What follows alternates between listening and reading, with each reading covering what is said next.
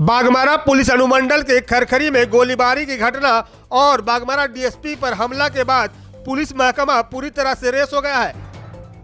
सोमवार को Dhanbad SSP HP Janardhanan ने क्षेत्र का दौरा किया और मामले की जांच पड़ताल की। बाघमारा के मधुबन थाना क्षेत्र में हिलटॉप आउटसोर्सिंग कंपनी के बाउंड्री वाल का कार्य को रोकने के दौरान दो गुटों में हुई झड़प का मामला तूल पकड़ता जा रहा है। घटना में आरोपी झामुमो नेता कारू यादव को गिरफ्तार करने पहुंची पुलिस बल पर हमला में बाघमारा एसडीपीओ पुरुषोत्तम कुमार सिंह गंभीर रूप से घायल हो गए थे, जिसके बाद से पुलिस द्वारा सर्च ऑपरेशन चलाकर कई लोगों को हिरासत में लिया गया है। सोमवार को धनबाद एसएसपी एचपी जनार्दनन ने मधुबन थाना पहुंचकर कार्रवाई की जांच की, जहां ग्रामीण एसपी कपिल चौधरी के आदेश पर सरकारी अमीन द्वारा आशा कोटी बस्ती की मापी किया गया और यहां रह रहे लोगों की जमीन की वास्तविक स्थिति का पता लगाया जा रहा है।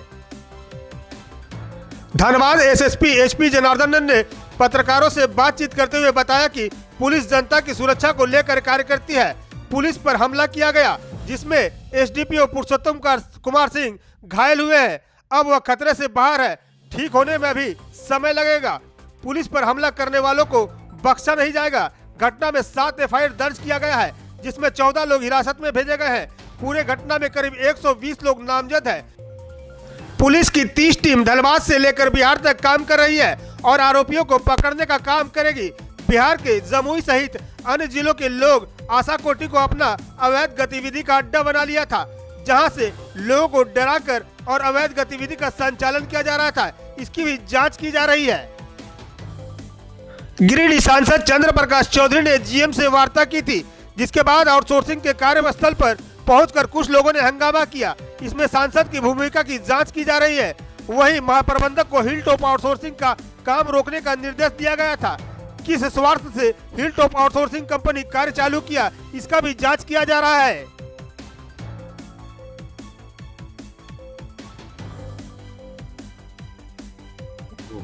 नीचे रखो। कौन दिन में हमारा घटना घटा था?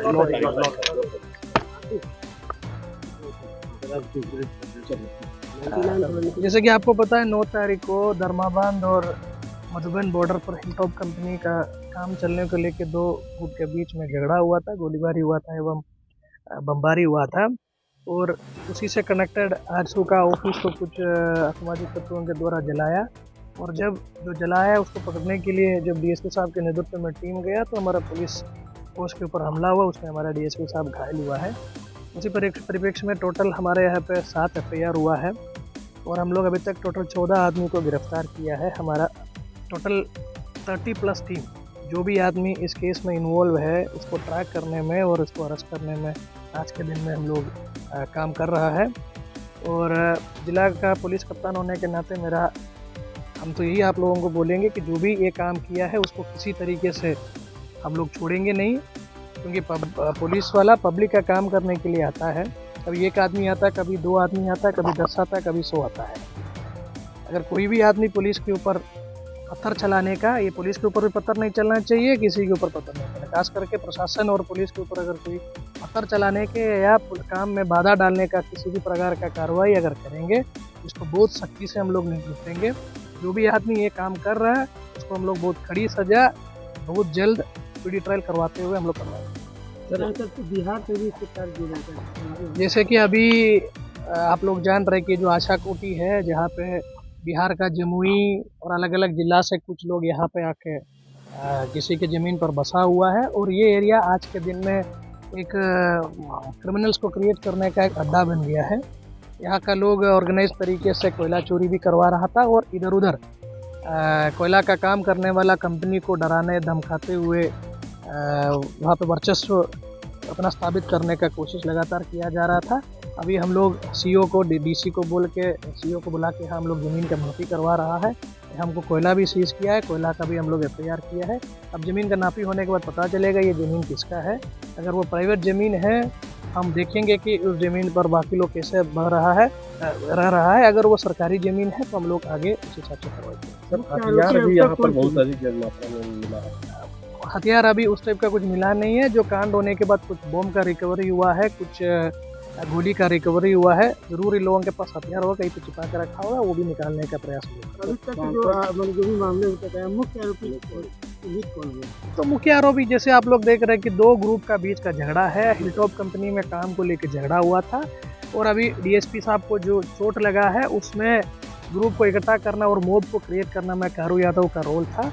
अभी हम लोग कारू यादव के साथ साथ जो वहाँ पे जो सबसे पहले प्रॉब्लम क्रिएट किया है, जो दूसरा गुट में, उसका भी मेन सरगना को हम लोग आइडेंटिफाई किया, उसके ऊपर हम लोग कार्रवाई कर रहे हैं। जीएम का क्या रोल नजर आ रहा है? अब जैसे कि ऑलरेडी वहाँ पे लोगों को समस्या था, लोग अपना समस्या जीएम के सामने और सीओ के सामने, एसडीओ के सामने और सांसद के सामने रखा था और उसमें एसडीओ के द्वारा सीओ के तरफ लोगों को मैसेज भिजवाया था कि जब तक पब्लिक का समस्या का निदान नहीं होगा वहाँ काम नहीं होगा। उसके बावजूद वहाँ पे जीएम के द्वारा बिना थाना को सूचना दिया गया, बिना सीओ को भी सूचना दिए बिना ये वहाँ पे काम करवाया और इस टाइप का एक झगड़ा क्रिएट करने के लिए एक मौका क्रिएट किया।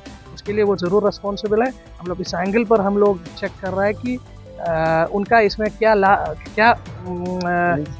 स्वार्थ है, उसी के चलते वो काम करवाए। हम लोग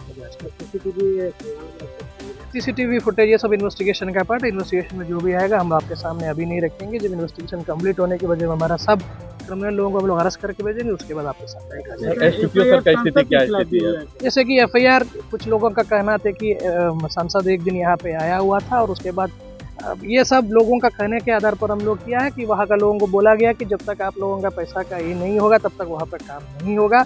उसी को लेके भी कुछ लोग बहकाव में आ गया है। उसी के चलते वो लोग उस दिन जब काम वहाँ पर हो रहा था हरवा हथियार के साथ आया था और यहाँ पे वो अपना बल का प्रयोग करते हुए काम रोकने का प्रयास किया था। इस पे अभी एसडीओ के संसद के ऊपर हम लोग एफआईआर किया और संसद का रोल बेसिकली इसमें क्या है वो हम जांच का विषय है, जांच हम लोग कर रहे हैं।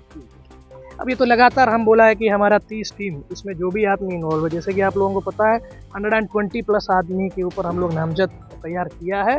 लगातार उसको पकड़ने के लिए हमारा टीम बाहर है। डेली अरेस्ट होगा, डेली हम लोगों को जो इसमें इन्वॉल्व है उसको जेल।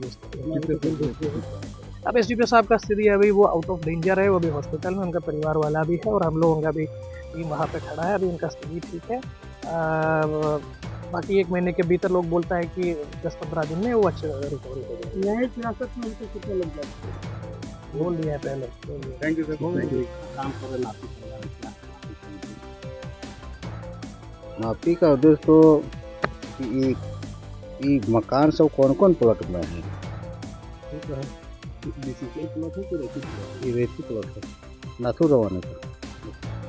कौन सा यही बोला हम लोग जो खड़े हैं, प्लॉट नंबर 56, नाथू रवानी, विजय रवानी, पूनू रवानी, पिता जीतू रवानी। जगह का कौन देखा? मौजा कौन है?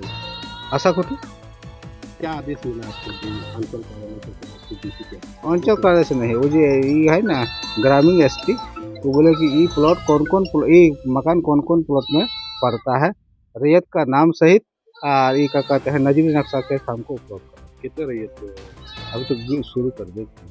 फिर भी कोई अंदाजा है कि कितना रैयत?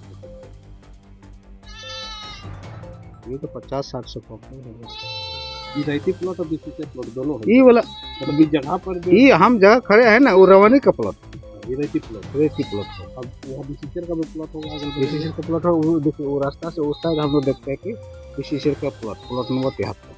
क्या नाम है? टुडू अमीन अंचल अमीन बागमारा। कहने का मतलब कि उन्होंने कहा कि घटना में सीसीटीवी फुटेज बरामद किया गया है, इसकी जांच चल रही है। जल्द ही मुख्य आरोपी के साथ साथ नामजद आरोपियों को भी गिरफ्तार कर लिया जाएगा। V7 न्यूज भारत के लिए बागमारा से विनोद राज की रिपोर्ट।